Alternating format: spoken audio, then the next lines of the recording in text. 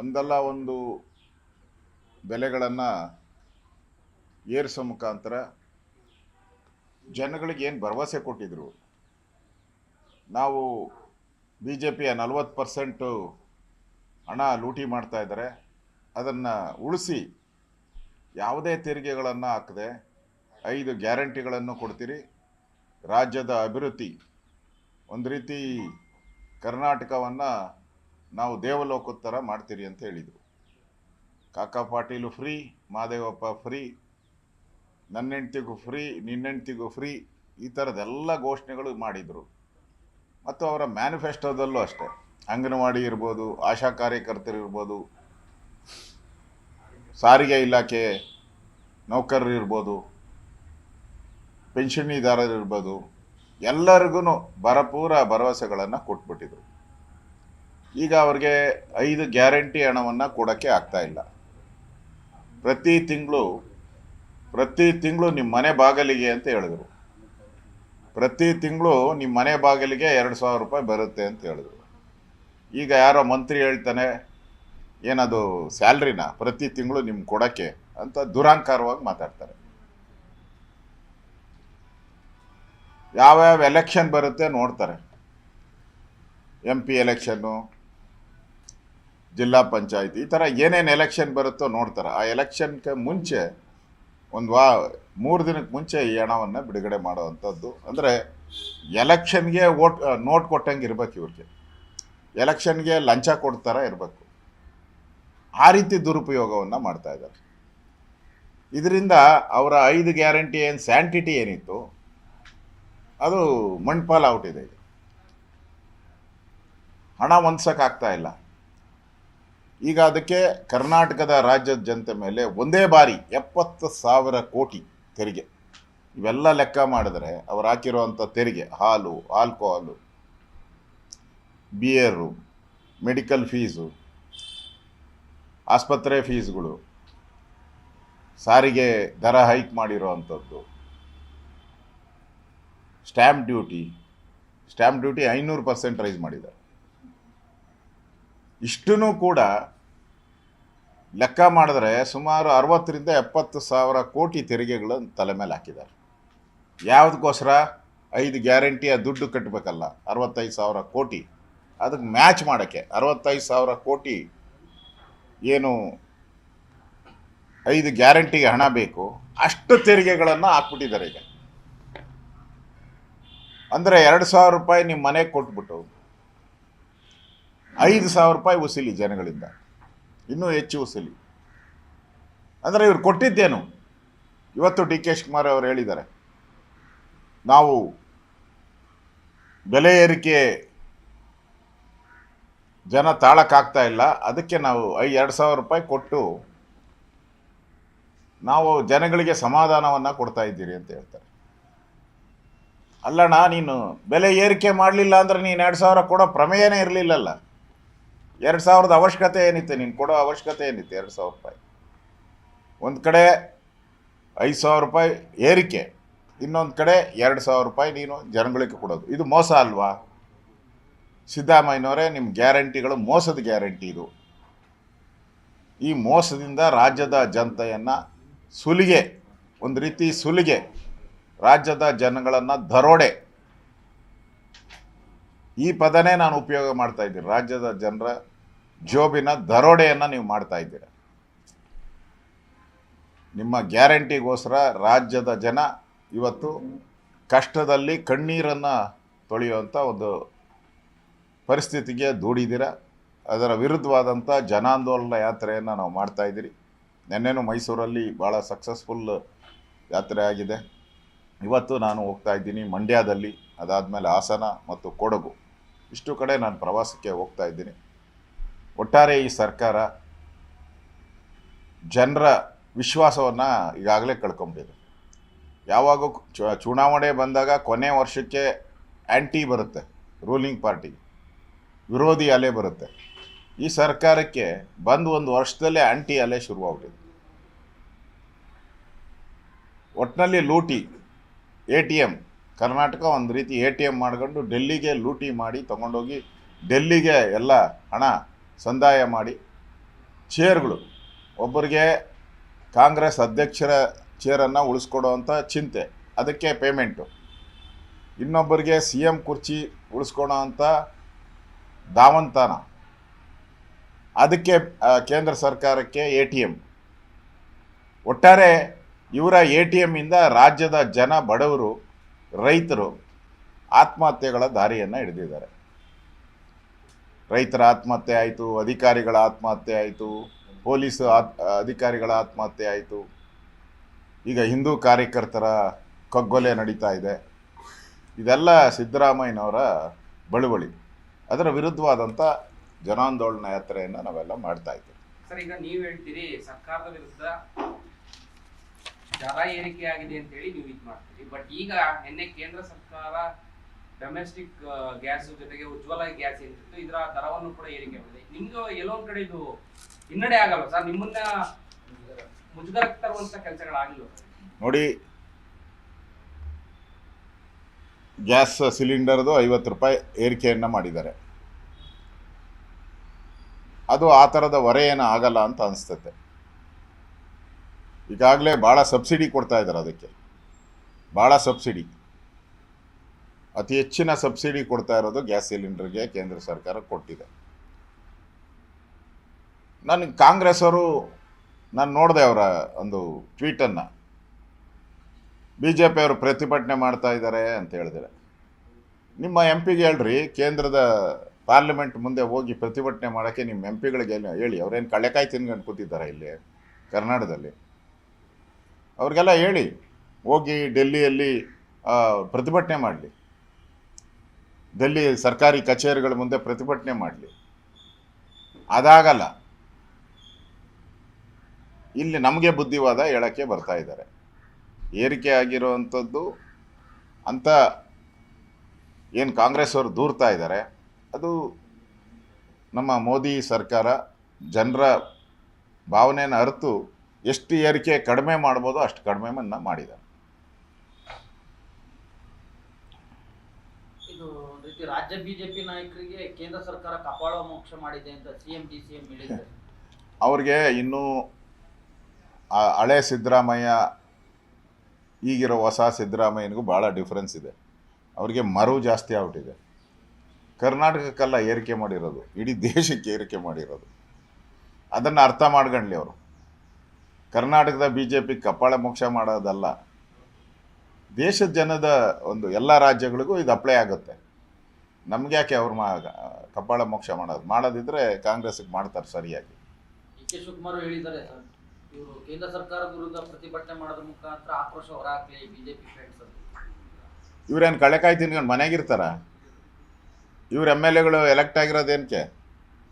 MP ಗಳು elect ಆಗಿರೋದೇನಕ್ಕೆ? ಇವತ್ತು ನೀವು ನಿಮ್ಗೆ ಯಾವ ಸ್ಥಿತಿಗೆ ಬಂದ್ಬಿಟ್ಟಿದ್ದೀರಾ ಅಂತ ಹೇಳಿದ್ರೆ, ಸರ್ಕಾರಿ ನೌಕರರಿಗೂ ದುಡ್ಡು ಕೊಡೋಕ್ಕೆ ಸಂಬಳ ಕೊಡೋಕ್ಕೆ ನಿಮ್ಮ ಹತ್ರ ದುಡ್ಡಿಲ್ಲ. ಈಗ ವೇತನ, ಸರ್ಕಾರಿ ನೌಕರರಿಗೂ ವೇತನ ಕೊಡೋಕ್ಕೆ ನಿಮ್ಮ ಹತ್ರ ದುಡ್ಡಿಲ್ಲ ಅನಿಸ್ತೈತೆ. ಅದರಲ್ಲೂ ಗೃಹ ಇಲಾಖೆ ಇರ್ಬೋದು, ಸಾರಿಗೆ ಇಲಾಖೆ ಇರ್ಬೋದು, ಹಣ ಕೊಡೋಕ್ಕೆ ಹತ್ರ ದುಡ್ಡಿಲ್ಲ. ಆಸ್ಪತ್ರೆಗಳು, ನೀವು ಅಲ್ಲೋಗಿ ರಾಜೀವ್ ಗಾಂಧಿ ಆಸ್ಪತ್ರೆಗಳು, ಇಂದಿರಾ ಗಾಂಧಿ ಆಸ್ಪತ್ರೆ ಎಲ್ಲ ಇದೆ ಈ ಕಡೆ ಜಯನಗರ ಎಲ್ಲ, 2 ತಿಂಗಳಿಗೊಂದು ಸರಿ ಸಂಬಳ ಕೊಡ್ತಾರೆ. 2 months ಡಾಕ್ಟ್ರುಗಳಿಗೆ, ಅಲ್ಲಿರೋ ಡಾಕ್ಟ್ರುಗಳಿಗೆ, ನರ್ಸ್ಗಳಿಗೆ, ಸ್ಟಾಫ್ಗೆ 2 ತಿಂಗಳಿಗೊಂದು ಸರಿ ಸಂಬಳ ಕೊಡ್ತಾರೆ. ಇದು ನಿಮ್ಮ ಕಾಂಗ್ರೆಸ್ಸಿನ ಪರಿಸ್ಥಿತಿ. ನೌಕರರಿಗೆ, ರಾಜ್ಯ ಸರ್ಕಾರಿ ನೌಕರರಿಗೆ ಸಂಬಳ ಕೊಡೋಕ್ಕೂ ಯೋಗ್ಯತೆ ಕಳ್ಕೊಂಡಿರೋವಂಥ ಸರ್ಕಾರ. ಇನ್ನು ದಿವಾಳಿ ಆಗಿದೆ ಅಂತ ಹೇಳಿದರೆ, ದಿವಾಳಿ ಆಗಿಲ್ಲ ಅಂತ ಹೆಂಗೆ ಹೇಳ್ತೀರಾ ನೀವು? ಕೊಡಿ ಹಂಗಾರೆ, ಟೈಮ್ ಟು ಟೈಮ್ಗೆ ರಾಜ್ಯ ಸರ್ಕಾರದ ನೌಕರರಿಗೆ ಸಂಬಳ ಕೊಡಿ. ಟೈಮ್ ಟು ಟೈಮ್ ನಿಮ್ಮ ಗ್ಯಾರಂಟಿ 2000 ರೂಪಾಯಿ ಟೈಮ್ ಟು ಟೈಮ್ ಕೊಡಿ. ನಿಮ್ಮ ಹತ್ರ ದುಡ್ಡಿದ್ರೆ, ನಾನು ಹೇಳೋದು, ನಿಮ್ಮ ಹತ್ರ ಹಣ ಇದೆ, ಸರ್ಪ್ಲಸ್ ಇದೆ, ಪಾಪರೇ ಆಗಿಲ್ಲ ಅಂತಿರಲ್ಲ. ಪಾಪರ್ ಆಗಿಲ್ಲ ಅಂದರೆ 1,05,000 ಕೋಟಿ ಯಾಕೆ ಸಾಲ ಮಾಡಿದ್ರಿ? 1 ಲಕ್ಷ ಅಂದರೆ ಕರ್ನಾಟಕದ ಇತಿಹಾಸದಲ್ಲಿ ಯಾವುದೇ ಮುಖ್ಯಮಂತ್ರಿ ಇಷ್ಟು 1 ವರ್ಷಕ್ಕೆ 1,05,000 ಸಾಲ ಮಾಡಿದ ಮುಖ್ಯಮಂತ್ರಿ ನಂಬರ್ 1 ಸಿದ್ದರಾಮಯ್ಯ. ರೆಕಾರ್ಡ್ ಮಾಡಿದ್ದಾರೆ ಕರ್ನಾಟಕದಲ್ಲಿ. ಗಿನ್ನೀಸ್ ರೆಕಾರ್ಡ್ ಅಂತಾರಲ್ಲ, ಆ ಗಿನ್ನೀಸ್ ರೆಕಾರ್ಡ್ ಮಾಡಿದ್ದಾರೆ. ಮುಂದಿನ ವರ್ಷ ಎಷ್ಟು ಲಕ್ಷ ಆಗ್ತಾರೋ ಗೊತ್ತಿಲ್ಲ ಇನ್ನು.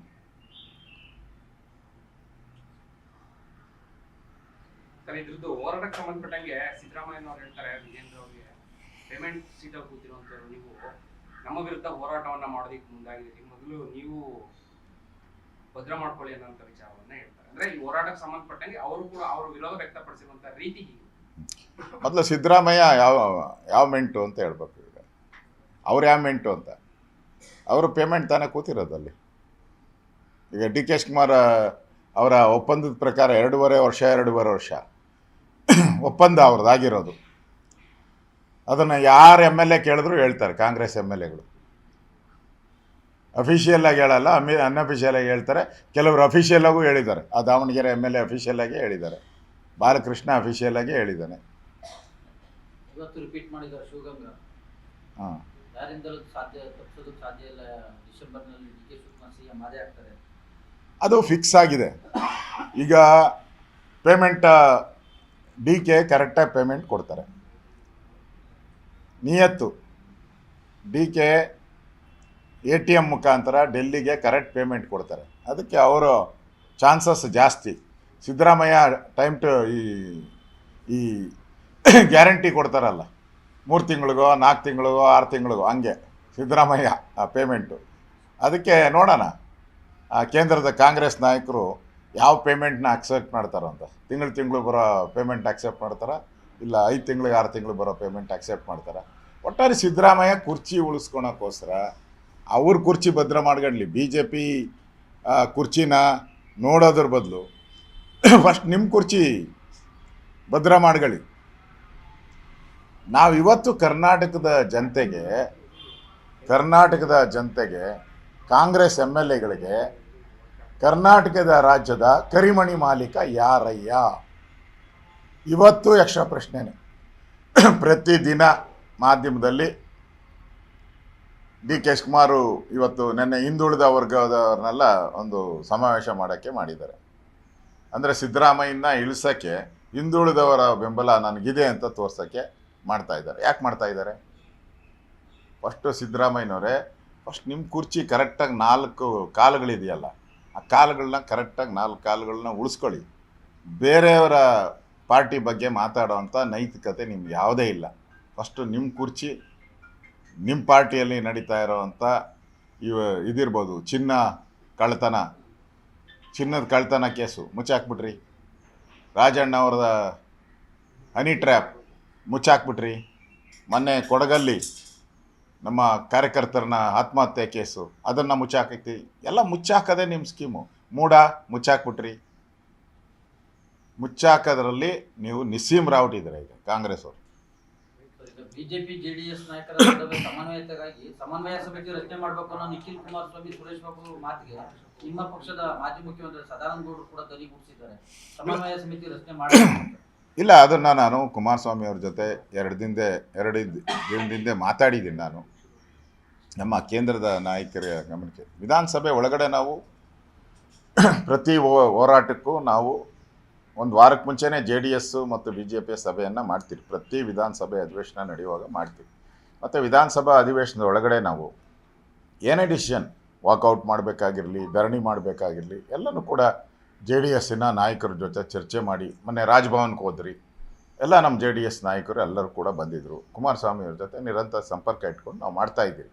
ಹೊರಗಡೆ ಹೋರಾಟನೂ ಕೂಡ ಅವರು JDS ಅವರು ಅವರೇ ಸಪ್ರೇಟಾಗಿ ಮಾಡ್ತಾಯಿದ್ದಾರೆ. 5-6 ಹೋರಾಟ ಅವರೇ ಮಾಡ್ತಾಯಿದ್ದಾರೆ. ಮೈಸೂರು ಹೋರಾಟ ಆದಮೇಲೆ JDS ಅವರು ಕೂಡ ಅವ್ರದ್ದೇ ಆದಂಥ ಹೋರಾಟಗಳನ್ನು ಮಾಡ್ತಾಯಿದ್ದಾರೆ. ನಾವು ನಮ್ಮದೇ ಆದಂಥ ಹೋರಾಟ ಮಾಡ್ತಾಯಿದ್ದೀವಿ. ಅದಕ್ಕೆ ನಮ್ಮ ಕೇಂದ್ರದ ನಾಯಕರ ಗಮನಕ್ಕೆ ತಂದು ಮತ್ತು ಕುಮಾರಸ್ವಾಮಿ ಅವ್ರ ಜೊತೆ ಚರ್ಚೆ ಮಾಡಿ ಹೊರಗಡೆ ಆಗುವಂಥ ಹೋರಾಟನೂ ಕೂಡ ಒಟ್ಟಾಗಿ ಮಾಡುವಂಥದ್ದಕ್ಕೆ ಒಂದು ಪ್ರಯತ್ನ ಆಗಬೇಕು ಅನ್ನೋದನ್ನು ನಾನು ಕೂಡ ಅದಕ್ಕೆ ಧ್ವನಿ ಕೂಡಿಸ್ತೀನಿ. ಕೇಂದ್ರದ ನಾಯಕರ ಜೊತೆ ಮಾತಾಡ್ತೀನಿ. ಕುಮಾರಸ್ವಾಮಿ ಅವ್ರ ಜೊತೆ ಇದ್ರ ಬಗ್ಗೆ ನಾನು ಚರ್ಚೆಯನ್ನು ಮಾಡ್ತೀನಿ. ಶನಿವಾರ JDS ಪ್ರತ್ಯೇಕವಾಗಿ ಬೇರೆಗೆ ಸಂಬಂಧಪಟ್ಟಂತೆ ಹೋರಾಟ ಹಮ್ಮಿಕೊಂಡಿದೆ ಸರ್. ಇವತ್ತು ನಿಖಿಲ್ ಕುಮಾರಸ್ವಾಮಿ ಹೇಳಿದ್ದಾರೆ ಶ್ರವಣಬೆಳಗೊಳದಲ್ಲಿ. ಅಲ್ಲ ನೋಡಿ, ಅವರು ಮಾಡ್ತಾ ಇದ್ದಾರೆ. ಇದೊಂದೇ ಹೋರಾಟ ಅಲ್ಲ, 5-6 ಹೋರಾಟ ಅವರು ಸಪ್ರೇಟಾಗಿ ಮಾಡ್ತಾ ಇದ್ದಾರೆ. ನಾವು ಹೋರಾಟ ಸಪ್ರೇಟಾಗಿ ಮಾಡ್ತಾ ಇದ್ದೀವಿ. ಅಲ್ಲ ಸರ್, ಈಗ NDA ಒಕ್ಕೂಟದಲ್ಲಿದ್ದಾಗ ಮಿತ್ರ ಪಕ್ಷಗಳು ಈ ರೀತಿ ಭಿನ್ನ ನಿಲುವು, ಅಲ್ಲ ಇದು ಹೋರಾಟಗಳು ಕಾರ್ಯಕರ್ತರಿಗೆ ಏನು ಸಂದೇಶ ಹೋಗುತ್ತೆ ಅಂತ. ಈ ಹೋರಾಟಗಳ ಬಗ್ಗೆ ಇದುವರೆಗೂ ಯಾವುದೇ ರೀತಿಯಾದಂಥ ಮಾತುಕತೆಗಳಾಗಿಲ್ಲ. ಒಟ್ಟಾಗಿ ಹೋಗ್ಬೇಕಾ, ಸಪ್ರೇಟಾಗಿ ಮಾಡಬೇಕಾ ಅನ್ನೋ ಚರ್ಚೆಗಳಾಗಿಲ್ಲ. ಈಗ ಚರ್ಚೆ ಪ್ರಾರಂಭ ಆಗಿದೆ. ನಾನು ಕುಮಾರಸ್ವಾಮಿ ಅವ್ರ ಜೊತೆನೂ ಮಾತಾಡ್ತೀನಿ. ಮಾತಾಡಿ ಇದಕ್ಕೆ ಒಂದು ನಮ್ಮ NDA ಪಾರ್ಟ್ನರ್ ಇರೋದ್ರಿಂದ ಒಟ್ಟೊಟ್ಟಿಗೆ ನಮ್ಮಲ್ಲಿ ಯಾವುದೇ ರೀತಿ ಆ ಥರ ಭಿನ್ನಾಭಿಪ್ರಾಯ ಇಲ್ಲ. ನಾವಿಬ್ಬರು ಒಟ್ಟಿಗೆ ಇದ್ದೀರಿ. ಆ ಸಂದೇಶ ನಾವು ಕೊಟ್ಟಿದ್ದೀರಿ ಈಗಾಗಲೇ. ಮುಂದೆನೂ ಕೂಡ ಹೋರಾಟದಲ್ಲಿ ಒಟ್ಟಿಗಿರಬೇಕಾ ಸಪ್ರೇಟ್ ಮಾಡಬೇಕಾ ಅನ್ನೋದು ನಮ್ಮ ಸಮನ್ವಯ ಸಮಿತಿಯಲ್ಲಿ ಚರ್ಚೆಯನ್ನು ಮಾಡ್ತೀವಿ. ಕೊನೆಯದಾಗಿ ಸರ್, ಕುಮಾರಸ್ವಾಮಿ ಅವರು ಒಂದು ಗಂಭೀರ ಆರೋಪ ಮಾಡಿದ್ದಾರೆ ಸರ್. ಅಂದ್ರೆ ರಾಜ್ಯ ಸರ್ಕಾರ ನನಗೆ ಸಹಕಾರ ಕೊಡ್ತಾ ಇಲ್ಲ, ಇಲ್ಲಿ ಹಳೆ ಮೈಸೂರು ಭಾಗದಲ್ಲಿ ಒಂದೆರಡಷ್ಟು ಕಾರ್ಖಾನೆಗಳನ್ನ ತೆರಿಬೇಕು ಅಂದ್ಕೊಂಡಿದ್ದೆ, HMT ಜಾಗ ವಿವಾದದಲ್ಲಾಗಿರ್ಬೋದು ಅಥವಾ ಬೇಲೆಕೆರೆ ಆಗಿರ್ಬೋದು, ಆ ಒಂದು ಗಣಿಗಾರಿಕೆ ಫ್ಯಾಕ್ಟ್ರಿ ಓಪನ್ ಮಾಡೋಕ್ಕೂ ಕೂಡ ಬಿಡಲಿಲ್ಲ ಇವರು ಅಂತ. ಕಾಂಗ್ರೆಸ್ ಸರ್ಕಾರ ಒಂದು ಕಡೆ BJP ಕಾರ್ಯಕರ್ತರ ಒಂದು ಆತ್ಮಹತ್ಯೆ, ಅವ್ರ ಮೇಲೆ ಕಿರುಕುಳ ಇವೆಲ್ಲ ಒಂದು ಕಡೆ ಆದರೆ, JDSನ ನಾಯಕರುಗಳು, ಅದರಲ್ಲೂ ಎಸ್ಪೆಷಲಿ ಕುಮಾರಸ್ವಾಮಿಯವ್ರ ಬಗ್ಗೆ, ರೇವಣ್ಣನವ್ರ ಬಗ್ಗೆ, ದೇವೇಗೌಡರ ಬಗ್ಗೆ ಅವರು ಕೂಡ ದ್ವೇಷದ ರಾಜಕಾರಣ ಮಾಡ್ತಾಯಿದ್ದಾರೆ. ಅವರ ಜಮೀನುಗಳನ್ನು ಸರ್ವೆ ಮಾಡಿಸೋದು, ಅವ್ರ ಜಮೀನುಗಳನ್ನು ಎನ್ಕ್ವೈರಿ ಮಾಡೋದು, ಪೊಲೀಸರು ಎನ್ಕ್ವೈರಿ ಮಾಡ್ತಾರೆ. ಜಮೀನಿಗೂ ಪೊಲೀಸ್ಗೂ ಏನು ಸಂಬಂಧ ಬರ್ತದೆ? ಅದು ತನಿಖೆ ಮಾಡೋಂಗಿದ್ರೆ DC ತನಿಖೆ ಮಾಡಬೇಕು, ಇಲ್ಲ ತಹಸೀಲ್ದಾರ್ ಆದರೂ ಮಾಡಬೇಕು. ಅದು ಬಿಟ್ಬಿಟ್ಟು ಪೊಲೀಸರು ತನಿಖೆ ಮಾಡ್ತಾರೆ ಅಂತ ಹೇಳಿದ್ರೆ ಇದು ದ್ವೇಷದ ರಾಜಕಾರಣ ಅಲ್ಲದೆ ಏನು. ಕುಮಾರಸ್ವಾಮಿಯವ್ರನ್ನ ಟಾರ್ಗೆಟ್ ಮಾಡ್ತಾ ಇದ್ದಾರೆ. ಇದನ್ನ ಎರಡು ಪ್ರಶ್ನೆನೇ ಇಲ್ಲ. ನಾವೆಲ್ಲರೂ ಕೂಡ JDSನ ನಾಯಕರ ಜೊತೆ, ಕುಮಾರಸ್ವಾಮಿಯವ್ರ ಜೊತೆ ಸಾಥಿದ್ದೀರಿ, ಅವ್ರಿಗೆ ಜೊತೆ ಸಾಥ್ ಕೊಡ್ತೀರಿ ನಾವು. ಅವರೆಲ್ಲ ಈ ಹೋರಾಟಕ್ಕೆ, ಅವರ ಕಾನೂನು ಹೋರಾಟಕ್ಕೆ, ಅವರ ಬೇರೆ ಎಲ್ಲ ಹೋರಾಟಕ್ಕೆ ನಾವು ಅವರ ಜೊತೆ ನಿಲ್ತೀವಿ. ಓಕೆನಾ? ಮತ್ತೆ ಪಕ್ಷಕ್ಕೆ ತರಬೇಕು ಅಂತ ಚರ್ಚೆ ಹೊಸ ಪಕ್ಷ ತರ್ತೀವಿ ಅಂತ ಹೇಳಿ ಕೂಡ ಒಂದಷ್ಟು ಚರ್ಚೆಗಳು ಆಗ್ತಾ ಇದೆ ಸರ್. ಅವರು ಕೂಡ ಬರಬೇಕು ಅಂತ ಹೇಳಿ ಒಂದಷ್ಟು ಪ್ರಯತ್ನಗಳು ಆಗ್ತಾ ಇದೆ ಅಂತ ಹೇಳ್ತಾರೆ. ಇವತ್ತು ಈ ಸುದ್ದಿ ಹೋಗ್ಲಪ್ಪ ಸರ್.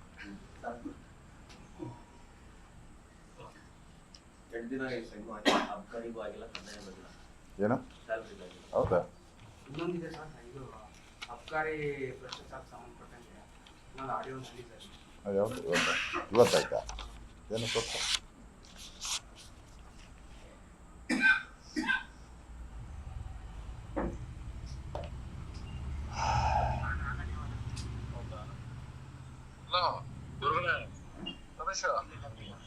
ಫೈಲ್ ಸಿಗಲ್ಲ ನಮ್ಗೆ ಅದು. ಇಲ್ಲ ನೀವು ಅಲ್ಲಿಂದ ಮೆಸೇಜ್ ಮಾಡಿಸ್ತಾ ಇದ್ರೆ ಆಗದೇ ಇಲ್ಲ. ಏನ್ ಗುರುಗಳ ಇದೆಲ್ಲ ಒಬ್ಬ ಅಡ್ವೊಕೇಟ್ ಈ ತರ ಮಾಡಿದ್ರೆ ನಾವೇನ್ ಮಾಡೋದು? ನಮ್ದೇನಿದೆ, ನಾವೇನ್ ಹೊಸದಾಗಿ ಸಂಪ್ರದಾಯ ಊಟ ಹಾಕಿದೀವ? ಯಾವ್ದೋ ಹಳೆ ಸಂಪ್ರದಾಯ ಮುಂದುವರೆದಿದೆ.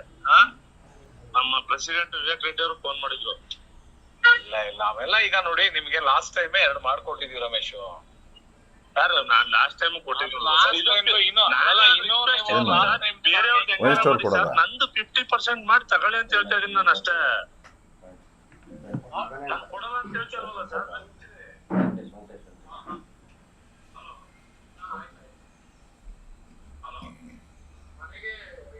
ಹೋಣ ಮಾತಾಡ್ಬೇಕಾ? ಅದೊಂದು ಹೇಳ್ಬಿಡಿ ಕೇಳು ಸರ್. ಈಗ ಅಬಕಾರಿ ಇಲಾಖೆಯಲ್ಲಿ ಈ ಹಿಂದೆ ದೊಡ್ಡ ಮಟ್ಟದ ಲಂಚದ ಆರೋಪ ಇತ್ತು. ಲಂಚ ತೆಗೆದುಕೊಳ್ತಾ ಇದ್ದಾರೆ ಅಂತ ಹೇಳಿ ಆ ವೈನ್ ಸ್ಟೋರ್ ಅಸೋಸಿಯೇಷನ್ ಅಥವಾ ಮರ್ಚೆಂಟ್ ಅಸೋಸಿಯೇಷನ್ ಏನಿತ್ತು ಅವರೇ ಬಹಿರಂಗವಾಗಿ ಸರ್ಕಾರಕ್ಕೆ, ಸಿದ್ದರಾಮಯ್ಯ ಅವರಿಗೆ ಪತ್ರವನ್ನು ಬರೆದಿದ್ರು. ಅದಾದ್ಮೇಲೆ ಈಗ ಮತ್ತೊಂದು ಆಡಿಯೋ ರಿಲೀಸ್ ಆಗಿದೆ. ಲಂಚದ ಅವತಾರ ಜಾಸ್ತಿ ಆಗಿದೆ, ಭ್ರಷ್ಟಾಚಾರ ಜಾಸ್ತಿ ಆಗಿದೆ. ಅಬಕಾರಿ ಇಲಾಖೆ ಕಾಂಗ್ರೆಸ್ ಸರ್ಕಾರ ಬಂದ ಮೇಲೆ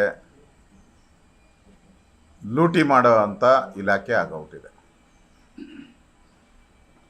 ಆ ವೈನ್ ಸ್ಟೋರ್ಗಳು ಅಲಾಟ್ ಮಾಡೋದ್ರಲ್ಲೇ ಕೋಟ್ಯಾಂತರ ರೂಪಾಯಿ ಲೂಟಿ ಮಾಡ್ತಾ ಇದ್ದಾರೆ, ವೈನ್ ಸ್ಟೋರ್ ಅಲಾಟ್ಮೆಂಟ್ಗಳಲ್ಲೇ. ಇದೊಂದು ಕೇಜ್ರಿವಾಲ್ ಹಗರಣ ಇತ್ತಲ್ಲ, ಅದನ್ನು ಮೀರಿಸಿದಂಥ ದೊಡ್ಡ ಹಗರಣ ಆಗೋದಿದೆ ಮುಂದಿನ ದಿನಗಳಲ್ಲಿ. ಈಗ ಬರ್ತಾ ಇರೋವಂಥ ಆಡಿಯೋಗಳು, ವಿಡಿಯೋಗಳು, ಒಂದೊಂದು ವೈನ್ ಸ್ಟೋರ್ಗೆ ಇಷ್ಟಿಷ್ಟು ದುಡ್ಡು ಕೊಡಬೇಕು ಅಂತ ಓಪನ್ನಾಗಿ ಮಾರ್ಕೆಟ್ ಸೇಲ್, ಹರಾಜು. ನಾವು ಯಾವ ರೀತಿ KPSC AC ತಹಸೀಲ್ದಾರ್ ಪೋಸ್ಟ್ಗಳ ಹರಾಜುಗಳು ಹಾಕಿದ್ರು, ಇಲ್ಲಿ ವೈನ್ ಸ್ಟೋರ್ಗಳು, ಬಾರ್ಗಳನ್ನ ಹರಾಜು ಹಾಕ್ತಾ ಇದ್ದಾರೆ. ಅದೆಲ್ಲ ಕೂಡ ದಾಖಲೆ ಸಮೇತ ಹೊರಗಡೆ ಬರ್ತಾ ಇದೆ. ಇಷ್ಟಿದ್ರೂ ಕೂಡ ಸಿದ್ದರಾಮಯ್ಯನವ್ರಿಗೆ, ಈ ಕಾಂಗ್ರೆಸ್ ಸರ್ಕಾರಕ್ಕೆ ಗೌರವ ಇಲ್ಲ. ಸರ್ಕಾರ ಹೆಂಗೆ ನಡೆಸಬೇಕು ಅನ್ನೋದ್ರ ಬಗ್ಗೆ, ಜನಗಳ ಬಗ್ಗೆ ವಿಶ್ವಾಸನೇ ಕಳ್ಕೊಂಬಿಟ್ಟಿದ್ದಾರೆ. ಒಟ್ಟಲ್ಲಿ ಕಾಂಗ್ರೆಸ್ ಸರ್ಕಾರ ಮಾನ ಮರ್ಯಾದೆ ಎಲ್ಲ ಬಿಟ್ಟು ಲೂಟಿಗೆ ಇಳಿದಿರುವಂಥ ಕಾಂಗ್ರೆಸ್ ಸರ್ಕಾರವನ್ನು ನಾವು ಕರ್ನಾಟಕದಲ್ಲಿ ನೋಡ್ತಾ ಇದ್ದೀರಿ. ಈ ಅಬ್ಕಾರಿ ಇಲಾಖೆಯಲ್ಲಿ ನಡೀತಾ ಇರೋ ಈ ಬ್ರಹ್ಮಾಂಡ ಭ್ರಷ್ಟಾಚಾರ ಮುಂದಿನ ದಿನಗಳಲ್ಲಿ ರಾಜ್ಯದ ಜನತೆ ಮುಂದೆ ಇದನ್ನ ಬಿಚ್ಚಿಡ್ತೀವಿ ನಾವು. ಜಾಯಿಂಟ್ ಕಮಿಷನರ್ ಬಹಿರಂಗವಾಗಿ ಹೇಳ್ತಾರೆ, ತಿಮ್ಮಾಪುರ ಅವ್ರು ಹೇಳಬೇಕು ಅಥವಾ ಅವ್ರ ಮಗ ಹೇಳಿದ್ರು ಕೂಡ ಕೆಲಸ ಆಗುತ್ತೆ ಅಂತ. ಸಚಿವರ ಮಾಡಬೇಕಿರುವಂತ ಕೆಲಸವನ್ನ ಮಗ ಅಲ್ಲಿ ಹಸ್ತಕ್ಷೇಪವನ್ನ ಮಾಡ್ತಾರೆ ಅಂತ ಎಷ್ಟು ಮಟ್ಟಿಗೆ ಸರಿ? ಅಂದ್ರೆ ಮಗ ಹೇಳೋದು ನಡೀತಿದೆ ಅಂತ ಹೇಳಿದ್ರೆ ಒಬ್ಬ ಅಧಿಕಾರಿಯೇ ಹೇಳ್ತಾರೆ ಅಂತ ಹೇಳಿದ್ರೆ ಎಷ್ಟು ಮಟ್ಟಿಗೆ? ನೆನ್ನೆನೂ ನಾನು ನೋಡಿದೆ, ಸರ್ಕಾರಿ ಕಾರಲ್ಲಿ ಅವ್ರ ಮಕ್ಕಳೆಲ್ಲ ಹೋಗ್ತಾ ಇದ್ರು, ಸರ್ಕಾರಿ ಕಾರಲ್ಲಿ.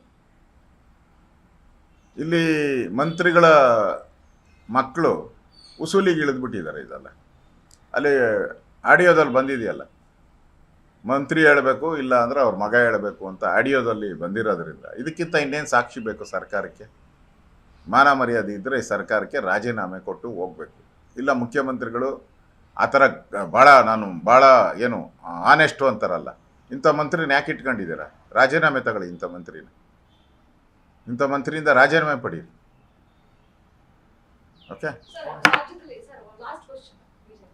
ರಾಜ್ಯದಲ್ಲಿ ಬಿಜೆಪಿ ಬಗ್ಗೆ ಇದು ಗ್ಯಾರಂಟಿಗಳ ಬಗ್ಗೆ ಸಾಕಷ್ಟು ಟೀಕೆ ಮಾಡ್ತಿದ್ದಾರೆ ನೀವು ಬಿಜೆಪಿ ಅವರು. ಆದ್ರೆ ಉತ್ತರ ಪ್ರದೇಶದ ತಂಡ ಬಂದು ರಾಜ್ಯದಲ್ಲಿ ಈ ಒಂದು ಗ್ಯಾರಂಟಿಗಳ ಬಗ್ಗೆ ಅಧ್ಯಯನ ಮಾಡ್ಕೊಂಡು ಹೋಗಿರುವಂತದ್ದು, ಅಲ್ಲಿ ಗ್ಯಾರಂಟಿಗಳನ್ನ ಅನುಷ್ಠಾನಕ್ಕೆ ತರಬೇಕು ಅನ್ನೋ ಚಿಂತನೆ ಕೂಡ ನಡೆಸ್ತಾ ಇದ್ದಾರೆ. ಅಲ್ಲೂ ಕೂಡ ನಿಮ್ಮದೇ ಪಕ್ಷ ಇರುವಂತದ್ದು ಬಿಜೆಪಿ. ನನಗೆ ಅದ್ರ ಬಗ್ಗೆ ಮಾಹಿತಿ ಇಲ್ಲ. ನನಗೆ ಉತ್ತರ ಪ್ರದೇಶದ ಅಧಿಕಾರಿಗಳು ಯಾರು ಬಂದಿದ್ದಾರೋ ನೋಡ್ತೀನಿ, ನಾನು ನಮ್ಮ ಪಾರ್ಟಿ ಮುಖಾಂತರ ಮಾತಾಡ್ತೀನಿ.